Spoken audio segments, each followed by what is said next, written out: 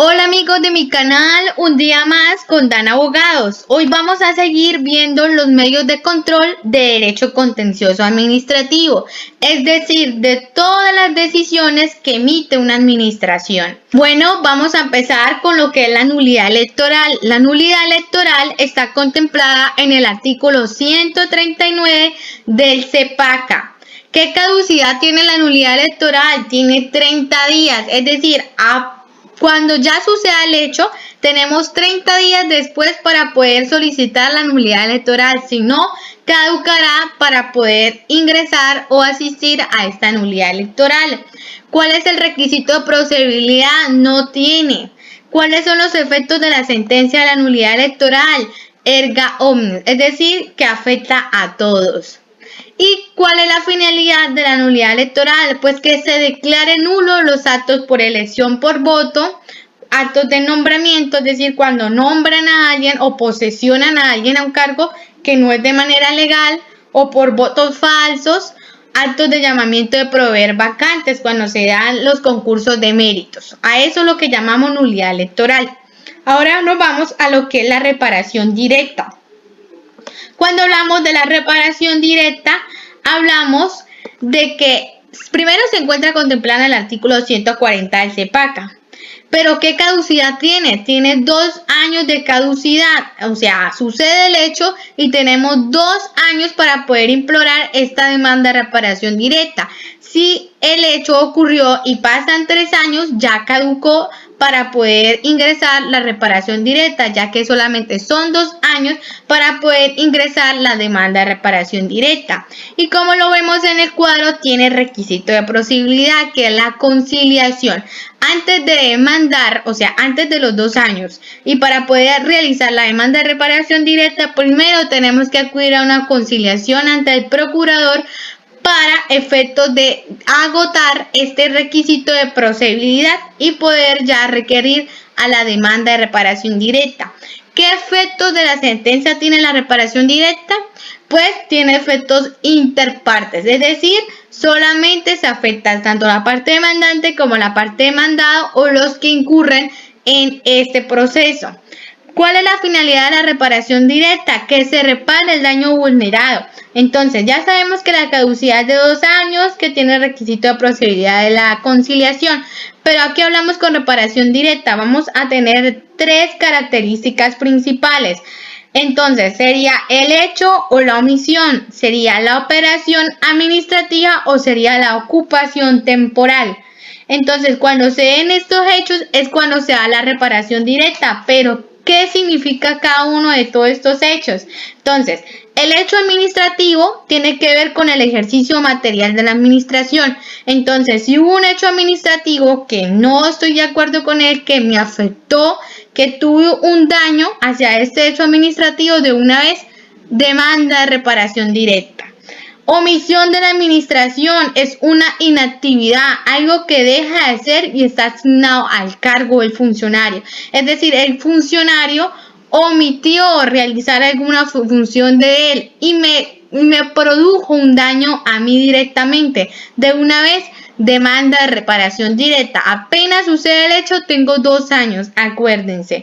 Ahora vamos con la tercera, operación de la administración. Es cuando el Estado ejecuta y da la materialidad de un acto administrativo. ¿Esto qué quiere decir?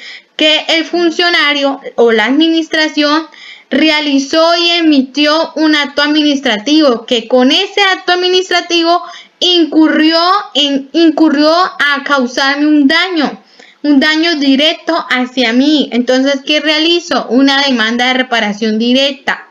Y por último, una ocupación temporal o permanente. ¿Esto qué quiere decir? Que cuando ocupó la administración algún bien inmueble para realizar funciones del Estado, para realizar funciones de la administración. Es la ocupación temporal o permanente de un inmueble por causa de trabajos públicos. Ahí es donde se da la reparación directa. Pero también tenemos que tener en cuenta que esas características que hemos visto debe ser una instrucción expresa de la entidad a su cargo, es decir, en función pública administrativa. por la autoridad competente, es decir, el que emitió ya sea el acto administrativo o el ejercicio de los derechos o omitió alguna regla, debe ser del funcionario en su cargo, es decir, de la autoridad competente para que se dé la reparación directa. Ahora nos vamos a ir a las controversias contractuales que están contempladas en el artículo 141 del CEPACA. ¿Qué tiene que ver esta controversia contractual? Primero que todo, tiene una caducidad de 30 días. Tiene una caducidad de 30 días apenas sucede el hecho. ¿Qué requisito de procedibilidad tiene? Tiene el requisito de procedibilidad de conciliación. ¿Qué efectos de la sentencia tienen las controversias contractuales? Bueno, vamos a hablar que es interpartes, es decir, afectan a las partes. Pero ¿qué finalidad tienen las controversias contractuales? Que se declare la nulidad de los contratos o revisión o incumplimiento. Pues lo que nos habla es que cualquiera de las partes de un contrato con el Estado podrá pedir que se declare su existencia o su nulidad o que se ordene su revisión, que se declare su incumplimiento de los actos administrativos contractuales. ¿Para qué? Pues para que se condene al responsable, para que indemnicen los perjuicios y que hagan otras declaraciones y condenas. Pues asimismo podrá solicitar la liquidación judicial del contrato ¿cuándo? Pues cuando se haya logrado de mutuo acuerdo o una cantidad estatal. Entonces, ¿qué sucede en estas controversias contractuales? Primero hay que saber que los contratos con el Estado se dan en dos momentos. Antes de firmar, que no son susceptibles de controversias contractuales, y cuando se firma, que ya está el contrato, sí son susceptibles de controversias contractuales. Antes de firmar, se tramita por nulidad simple y restablecimiento de derecho, más no por controversias contractuales. Pero cuando ya se ha firmado un contrato, ya se hará por controversias contractuales. Estas controversias contractuales tienen una excepción, que se va por esa excepción. Lo que se quiere decir es que se va por una urgencia o se deba resolver ya. Es la excepción. Entonces, ¿qué pasa? Cuando ya sea una urgencia, se da esa excepción y se da la legitimación para que se declare el contrato. Es decir, si hubo una nulidad, si hubo un efecto jurídico ilegal, de una vez se da esta excepción. Ya sabemos que la caducidad es de 30 días, que la legislación por activa es aquel que esté dentro del contrato, es decir, que esté dentro de las partes del contrato, ya sea el contratante o el contratado, para declarar que pues su existencia, la nulidad del contrato, la revisión del contrato o el incumplimiento. Entonces, las controversias contractuales se dan por un particular en un interés directo contra aquel funcionario que realizó el contrato.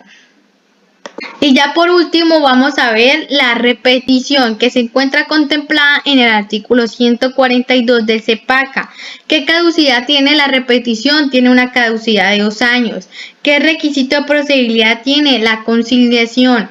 ¿Y cuáles son sus efectos de la sentencia? Pues son interpartes, que es la finalidad es repetir contra la entidad. ¿Pero esto a qué se refiere? Bueno, esta repetición se da cuando el Estado haya debido hacer un reconocimiento indemnizatorio con ocasión de una condena, ya sea una conciliación u otra forma de terminación de los conflictos, que como consecuencia de ello se haya dado una conducta dolosa o gravemente culposa del servidor público o el servidor público en ejercicio de sus funciones. Entonces, ¿qué tiene que ver eso? Primero, ya sabemos que la caducidad de la acción son 2 años y se debe privilegiar la conciliación.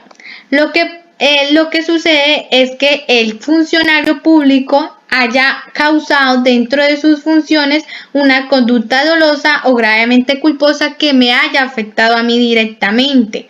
Entonces, ¿qué pasa? Ahí se da la acción de repetición, se repite contra aquel funcionario, es decir, el Estado responde, pero el Estado repite con aquel funcionario debido a que él fue el que ocasionó aquel daño. Primero se debería pagar, se debería aportar el certificado del pagador y pues ya sabemos que la sentencia tiene efectos interpartes. Bueno, cabe resaltar que en esta repetición no existe lo que es daño especial ni riesgo excepcional. Bueno, acá sería todo amigos. Recuerden suscribirse al canal y darle like.